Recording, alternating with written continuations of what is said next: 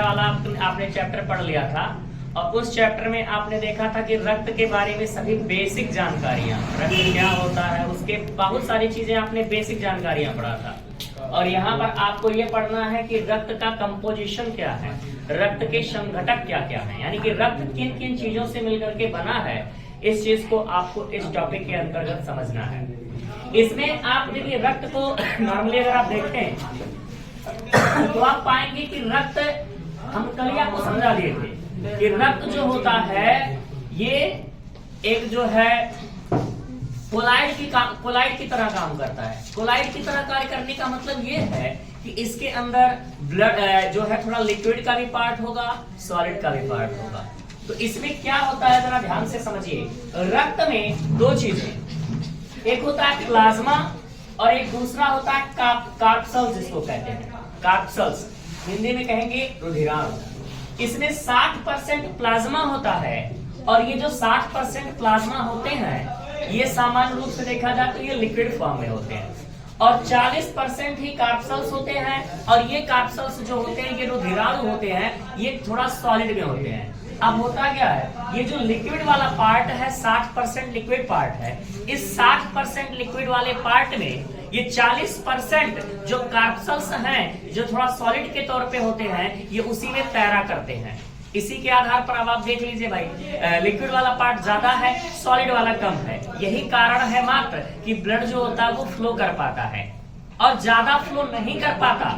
थोड़ा सा भी ब्लड का अगर सर्कुलेशन अगर रुक गया तो तुरंत ब्लड जो होता है वो क्लॉट कर जाता है, जम जाता है। इसके भी पीछे कारण यही है क्योंकि इसमें 40% जो है वो सॉलिड पार्ट है जिनको हम रुधिराणु कहते हैं। अब ये जो आपका रक्त का जो पहला पार्ट प्लाज्मा है 60% जो लिक्विड फॉर्म में पाया जा रहा है, इसमें मेनली दो चीज होते हैं, एक होता है फाइब्रिनोजेन और एक होता है प्रोथ्रोम्बिन। ये फाइब्रिनोजेन और प्रोथ्रोम्बिन का कार्य क्या है? फाइब्रिनोजेन और प्रोथ्रोम्बिन सामान्य रूप से आप जानते होंगे, प्लाज्मा जो होता है इसका जनरली देखा जाए तो इसका कलर पीला होता है, लेकिन ये पीला बनाने का काम कौन करता है? ये फाइब्रिनोजेन और प्रोथ्रोम्बिन करते हैं। यही दोनों मिलकर के ही ब्लड को पीला करने का काम करते हैं। अगर हम ब्लड से फाइब्रिनोजेन को निकाल लें या प्रोथ्रोम्बिन को निकाल दें तो ब्लड और भी पीला हो जाएगा, ब्लड जो है और भी पीला हो जाएगा इन दोनों की उपस्थिति के कारण। अब कार्पसल्स आपने देखा, कार्पसल्स का मतलब होता है रुधिराणु। रुधिराणु जो होते हैं ये हमारे शरीर के अंदर ब्लड में कार्पसल्स 3 प्रकार के होते हैं। प्लाज्मा का तो कोई प्रकार नहीं है फिलहाल। प्लाज्मा दो चीजों से मिलकर के बना होता है, फाइब्रिनोजेन और प्रोथ्रोम्बिन। इनका भी काम होता है जब ब्लड क्लॉटिंग होता है, तब हम आगे समझाएंगे कि ब्लड क्लॉटिंग में इन सबका योगदान होता है कि ये कैसे कैसे अपना योगदान देते हैं, कि आप देखेंगे ब्लड क्लॉटिंग के अंतर्गत। आप देखेंगे कार्पसल्स होते हैं, कार्पसल्स मेनली 3 प्रकार के होते हैं। एक होता है आरबीसी, एक होता है डब्ल्यूबीसी, तीसरा है प्लेटलेट्स। आरबीसी जो होता है, आरबीसी हिंदी इसका अगर फुल फॉर्म पूछा जाए तो रेड ब्लड कार्पसल्स। डब्ल्यूबीसी को कहते हैं व्हाइट ब्लड कार्पसल्स। प्लेटलेट्स का प्लेटलेट्स ही होता है, थ्रोम्बोसाइट भी आप बोल सकते हैं। अब आरबीसी का साइंटिफिक नेम एरिथ्रोसाइट, डब्ल्यूबीसी का साइंटिफिक नेम ल्यूकोसाइट, प्लेटलेट्स का साइंटिफिक नेम थ्रोम्बोसाइट। देखिए अक्सर इन तीनों में कंफ्यूजन होता है, लेकिन मेरे पास एक छोटा सा ट्रिक है। अगर आप आरबीसी को पढ़ें तो आर पढ़ते हैं, आर और एयर का प्रोनाउंसिएशन लगभग सेम जा रहा है। तो आरबीसी में एरी यानी एयर जैसा लग रहा है तो एरिथ्रोसाइट। और डब्ल्यूबीसी की अगर डब्ल्यू को आप थोड़ा सा ऐसे पकड़ करके उल्टा कर दें तो आप देखेंगे कि डब्ल्यूबीसी की अगर डब्ल्यू को उल्टा करेंगे तो हला जैसा लग जाता है। इसलिए डब्ल्यूबीसी का जो साइंटिफिक नेम होगा वो बनेगा ल्यूकोसाइट। और तीसरा प्लेटलेट्स का जो नाम होता है साइंटिफिक नेम उसको कहते हैं थ्रोम्बोसाइट। अब ये जो एरिथ्रोसाइट यानी आरबीसी जो होता है ये हमारे शरीर में ब्लड के कार्पसल्स की अगर बात की जाए तो कार्पसल्स में लगभग 95% अकेले होता है आरबीसी। यानी आरबीसी की संख्या 50 लाख। किताबों में आपको लगभग 5 एम लिखा होता है, एम का मतलब 5 मिलियन। 5 मिलियन संख्या में लगभग पाए जाते हैं या 50 लाख कह लीजिए। आरबीसी का जीवन काल लगभग 120 दिन होता है। आरबीसी का जीवन काल लगभग 120 दिन होता है और WBC जो होते हैं, ये WBC का जीवन काल 10,000 होता है, संख्या जो होता है 10,000 होता है, 4 दिन इनका जो है जीवन काल होता है। प्लेटलेट्स की संख्या 2 लाख होता है, 7 दिन इनकी जो है जीवन काल होता है। अब जरा समझिए ये RBC क्या होता है। RBC का मतलब ये रेड ब्लड कॉर्पस, यानी जो लाल लाल संख्या में हमारे रुधिर को जो लाल बनाने का काम करता है। हमारा रुधिर खून जो होता है वो लाल क्यों होता है? क्योंकि भाई आप देख ही रहे हैं, ये जो आपका जो रुधिराणु वाला पार्ट है, जो सॉलिड वाला पार्ट है, इस सॉलिड वाले पार्ट में भी सबसे ज्यादा संख्या में अगर कोई चीज पाया जा रहा है, 95% अकेले RBC है, और RBC का कलर ही होता है रेड। अगर RBC का कलर रेड होता है, इसी के कारण ही आप ये कह सकते हैं कि पूरे ब्लड का रंग जो होता है वो जनरली लाल होता है। अब आगे अगर समझना है आपको RBC का, तो RBC का आकार कैसा होता है? RBC का आकार गोल गोल चपटा चपटा होता है। जैसे रोटी देखे होंगे, रोटी का जो गोल गोल होता है और बीच में से चपटा अगर कर दिया जाए, किनारे पर थोड़ा सा उठा हुआ हो, उस प्रकार से होता है RBC का आकार। आकार गोल गोल होता है और चपटा चपटा होता है, और ये ऊंचाई पर जाने पर बढ़ता है। ऊंचाई पर जाने पर बढ़ता है, इसका क्या है? आपने देखा होगा कि कोई भी व्यक्ति यदि जनरली अगर ऊंचाई पर पहाड़ पर उसको चढ़ा दिया जाए, 200-400 फीट पहाड़ पर ऊंचाई पर अगर उसको कह दिया जाए कि चढ़ जाओ, काफी ऊंचाई पर जब कोई व्यक्ति चढ़ जाता है तो उसका चेहरा लाल हो जाता है। उसका चेहरा लाल होने का कारण क्या है? चेहरा लाल होने का सीधा सा कारण यही है कि ऊंचाई पर अगर जाएगा तो RBC की संख्या शरीर के अंदर बढ़ेगी, और RBC की संख्या अगर शरीर के अंदर बढ़ेगी तो जाहिर सी बात RBC का रंग लाल, इस वजह से चेहरा लाल। आगे इसके अंदर RBC जो होते हैं, इनके अंदर लाइसोसोम नहीं पाया जाता है। लाइसोसोम का काम क्या होता है? ये WBC और प्लेटलेट्स को खाने का काम करता है, ये भक्षा का काम करता है। और RBC के अंदर जो है लाइसोसोम नहीं पाया जाता, यही कारण है कि RBC को लाइसोसोम खा भी नहीं पाता है। आगे RBC के अंदर केंद्रक नहीं होता है। केंद्रक का भी बहुत इंपॉर्टेंट रोल होता है। केंद्रक हमारे सेल के अंदर, कोशिकाओं के अंदर पाया जाता है, और केंद्रक का काम क्या होता है? जहां जहां केंद्रक होगा उसी से केंद्रक के द्वारा ही हम जो है ब्लड के किसी भी व्यक्ति का DNA चेक कर सकते हैं। और चूंकि ब्लड में जो RBC वाला पार्ट है, RBC में केंद्रक नहीं पाया जाता, इसीलिए किसी भी व्यक्ति का अगर DNA टेस्ट करना होता है तो DNA टेस्ट करने में हम उसके RBC को लेकर के कभी भी उसका DNA नहीं टेस्ट कर पाएंगे। हम ये नहीं बता पाएंगे कि वो उसके आनुवंशिक लक्षण क्या क्या हैं। किसका आप क्राइम सीन्स वगैरह में देखेंगे, जो DNA चेकिंग होता है, DNA चेकिंग के अंतर्गत RBC नहीं बल्कि WBC को चेक किया जाता है, क्योंकि WBC में केंद्रक पाया जाता है, RBC में केंद्रक नहीं पाया जाता। यानी RBC को निकाल करके हम किसी भी व्यक्ति का DNA चेक नहीं कर सकते, क्योंकि केंद्रक नहीं होता। केंद्रक ही इंपॉर्टेंट रोल अदा करता है DNA चेक करने में। आगे ये रुधिराणु का 95% है, यानी जो पूरा ये जो सॉलिड वाला पार्ट जो रेंग रहा होता है उसका 95% अकेले खुद ही देख लीजिए भाई। ये 50 लाख संख्या में है, ये 10,000 है। 50 लाख के सामने 10,000 बहुत कम होता है, और ये 2 लाख है, इसके कंपेयर में तो काफी कम है। यही है कि लगभग 95% अकेले होता है RBC। और RBC जो ये ब्लड होता है, आप जनरली आप ये कह सकते हैं कि ब्लड में मोस्टली RBC होते हैं, और RBC हीमोग्लोबिन से मिलकर बनता है, और हीमोग्लोबिन के अंतर्गत पाया जाता है आयरन। यानी अगर शरीर के अंदर आयरन की कमी हो गई तो हीमोग्लोबिन कम हुआ, अगर हीमोग्लोबिन कम हुआ तो RBC कम हुआ, अगर RBC कम हुआ तो ब्लड कम हो जाएगा। सिंपल सी बात है। और यही इसी रोग को ही कहा जाता है एनीमिया नामक। इसीलिए कहा जाता है कि भाई एनीमिया नामक अगर रोग हो जाए किसी व्यक्ति को तो उसमें किस चीज की कमी होगी? सिंपल, आप बोल सकते हो आयरन की कमी बोल सकते हो, या हीमोग्लोबिन की कमी, या RBC की कमी, या सीधे ब्लड की कमी, क्योंकि भाई सब एक दूसरे से जुड़े हुए हैं। ये हो गया एरिथ्रोसाइट की बातें। और एरिथ्रोसाइट में खास बातें आप देख लीजिए, अगर किसी व्यक्ति के शरीर में एरिथ्रोसाइट की यानी RBC की अगर कमी हो जाएगी तो उस व्यक्ति के शरीर में सुस्ती आने लगेगी। सुस्ती आने का क्या मतलब भाई? आप लोग देखे होंगे छोटे बच्चे जो होते हैं, वो छोटे बच्चे क्या करते हैं, एकदम जनरली छोटे बच्चे रहेंगे तो दिन भर कूदेंगे अपना, और दिन भर ऐसे कूदते रहते हैं जिससे मालूम पड़ता है कि इनके शरीर में कितना ज्यादा एनर्जी आ गया, कितना ज्यादा पूरा स्प्रिंग भरा हुआ है। और वही बड़ा आदमी है तो बड़ा आदमी उतना बढ़िया से नहीं कूद पाता, थोड़ा सा भी कूदेगा तो करेगा उसको सुस्ती आता बढ़िया से, और छोटा लड़का है तो खूब कूदेगा। कारण छोटे बच्चों के अंदर RBC ज्यादा मात्रा में होता है कंपेयर है बड़े बच्चों के, बड़े लोगों के कंपेयर। और खास करके विद्यार्थियों के लिए तो सबसे इम्पोर्टेंट बात है भाई, अगर विद्यार्थी को कभी लगे कि हमको शरीर में सुस्ती आ रहा है, कुछ काम करने जा रहे हैं, पढ़ाई लिखाई करने अगर बैठ रहे हैं तो सुस्ती आने लगे, तो बच्चा वहां चेक कर लीजिए आपके शरीर में आरबीसी की कमी हो सकती है। अगर आरबीसी की कमी हो गई तो फिर आपका समझ जाइए कि स्टडी लाइफ, स्टूडेंट लाइफ जो है पूरी तरीके से बेकार हो जाएगा। आप पढ़ाई ढंग से कर नहीं पाएंगे, पढ़ाई करने में आपका मन नहीं लगेगा। ये आरबीसी का काम है। अगर आरबीसी शरीर में कम हुआ तो शरीर में सुस्ती आएगा बार बार। ठीक है, अगला पॉइंट, दूसरा पॉइंट है डब्ल्यूबीसी। डब्ल्यूबीसी क्या होता है भाई? डब्ल्यूबीसी हमारे कैप्सूल्स का दूसरा भाग है जिसका नाम डब्ल्यूबीसी होता है। डब्ल्यूबीसी का साइंटिफिक नेम होता है ल्यूकोसाइट। ल्यूकोसाइट जो होता है इसकी संख्या 10,000 होता है, जीवन का 4 दिन होता है इसका। जैसे आपने आरबीसी का आकार पढ़ा, आरबीसी का आकार गोल गोल चपटा चपटा होता है, वैसे डब्ल्यूबीसी का आकार फिक्स नहीं है, इनका आकार अनिश्चित है। इनका आकार कैसे होगा ये हम कुछ नहीं बता सकते। और डब्ल्यूबीसी के अंदर केंद्रक पाया जाता है।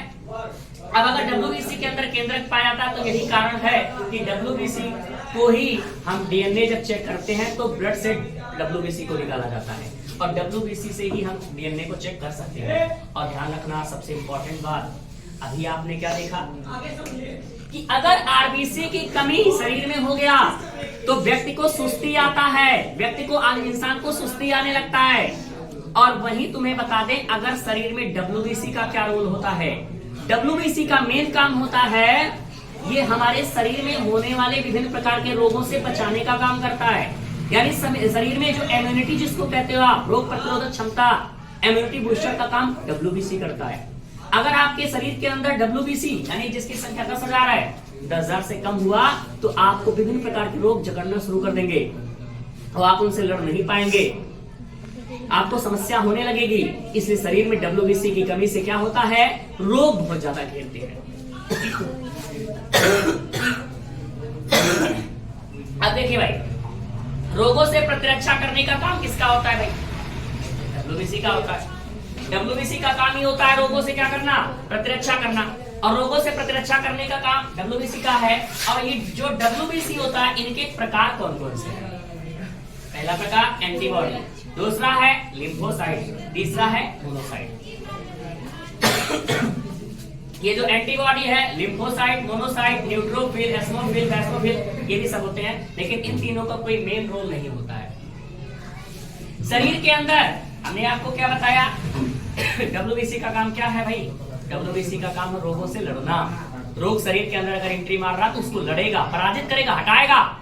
और ये जिसकी इम्यूनिटी बेटर होती है इसका मतलब उसके शरीर के अंदर डब्ल्यूबीसी बेटर मामले में है, अच्छा है संख्या में, उसके शरीर में जो डब्ल्यूबीसी वो ठीक ठाक है। अब देखिए, जब भी कोई वायरस या कोई बीमारी हमारे शरीर के अंदर अटैक करता है, कोई भी बीमारी हमारे शरीर के अंदर आता है तो आते समय क्या होता है कि वो तुरंत एंटीबॉडी तुरंत एक्टिव हो जाता है। एंटीबॉडी तुरंत एक्टिव हो जाएगा, तुरंत पता लगा लेगा कि शरीर के अंदर ये वायरस आ रहा है, ये रोग आ रहा है। और एंटीबॉडी तुरंत जाएगा लिम्फोसाइट के पास, लिम्फोसाइट को मार करके जगाएगा, कहेगा चच्चा उठो। और क्या करेगा, लिम्फोसाइट को जगाएगा, बताएगा क्यों, देखो कहा आ गया है, रोग आ गया है, और रोग आ गया उसको मार के भगाओ। तुरंत लिम्फोसाइट खड़ा हो जाएगा और लिम्फोसाइट खड़ा होकर के क्या कहेगा, जाएगा और उस रोग को, उस वायरस को 2 थप्पड़ लगा करके मार के खत्म कर देगा। और मार करके जब खत्म कर दिया उसके बाद ये फिर से एंटीबॉडी क्या करेगा, ये जाएगा तीसरे वाले मोनोसाइट के पास, कहेगा ए छोटे चच्चा, देखिए भाई ये बड़का चच्चा जो लिम्फोसाइट है इन्होंने क्या कर दिया, उस रोग को मार करके खत्म कर दिया। अब आप जाइए मोनोसाइट, आपका काम है उस वायरस को मार करके खा जाए, और आप जाइए उस वायरस को मार करके खा जाइए। यानी आपने क्या देखा, एंटीबॉडी क्या करता है, कोई भी अगर वायरस शरीर के अंदर एंट्री मारेगा तो वो तुरंत उसको इंडिकेट कर देगा, इशारा कर देगा कि भाई शरीर के अंदर वायरस आ रहा है, पकड़िए उसको। और तुरंत लिम्फोसाइट क्या करेगा, लिम्फोसाइट उस रोग को, उस वायरस को मार करके खत्म कर देगा। ये टी सेल होता है, टी टाइप की कोशिकाएं होती हैं, टी टाइप का होता है। मोनोसाइट फिर क्या करता है, मोनोसाइट उस वायरस को, जो मरा हुआ वायरस है, उस मरे हुए वायरस को तुरंत उठा करके खा जाता है। इन सब का कोई विशेष रोल होता नहीं है, ठीक। यानी आपने क्या समझा, अगर डब्ल्यूबीसी की कमी शरीर के अंदर हो गई, आपको बहुत सारा सर्दी जुकाम होता रहेगा हमेशा, कुछ ना कुछ आपको हमेशा घेरा रहेगा, दुनिया भर की बीमारियां हमेशा आपको घेरे रहेंगी, तो समझ जाइए कि वहां पर WBC की कमी है। सर्दी जुकाम वगैरह बहुत सारे रोग अगर हमेशा घेरे हुए हैं, आपको लगे कि आपकी इम्यूनिटी कम है, तो वहां पर आप तुरंत जाकर के WBC चेक करवाइए और वहां समझ में आ जाएगा कि आपको प्रॉब्लम क्या है। WBC की कमी से ही बहुत सारे रोग होते हैं। आदमी हमेशा कुछ ना कुछ पीड़ित रहता है, सर्दी जुकाम बुखार वगैरह हमेशा घेरे रहता है, तो समझ जाइए WBC है, WBC की कमी है। आगे WBC में आपने क्या देखा, इसका आकार अनिश्चित होता है, आकार कोई फिक्स नहीं है, केंद्रक इसके अंदर होता है, इसलिए क्या होता है, इसका DNA चेक कर सकते हैं, रोगों से प्रतिरक्षा करने का काम करता है और इसमें एंटीबॉडी पाया जाता है, एंटीबॉडी रक्षा करता है और उसकी एंटीबॉडी तुरंत बता देता है। लिम्फोसाइट क्या करता है, लिम्फोसाइट उस वायरस को मार के खत्म कर देगा, मोनोसाइट जाएगा उस वायरस को मार के खा जाएगा। अब आते हैं तीसरे वाले पार्ट पर। और देखिए भाई, आप लोग देखते होंगे कुछ लोगों को एक बीमारी हो जाता है, HIV नामक बीमारी आपने देखा होगा, सुना होगा, HIV नामक वायरस बीमारी, या फिर आपने कैंसर नामक बीमारी के बारे में सुना होगा। HIV और कैंसर नामक बीमारी जब हो जाती है ना, तो उस बीमारी के अंदर ये जो लिम्फोसाइट होता है, ये लिम्फोसाइट ही डेड हो जाता है। व्यक्ति के शरीर के अंदर जो WBC के अंदर लिम्फोसाइट पाया जाता है, ये लिम्फोसाइट ही डेड हो जाता है। अब आप सोचिए कि जब वायरस को मारने वाला जो है, जो लड़ाई लड़ने वाला है, वो ऑलरेडी मर चुका है, तो भाई जब HIV और कैंसर नामक भयंकर बीमारियां होती हैं, तो पहले लिम्फोसाइट को ही मार के खत्म कर जाती हैं।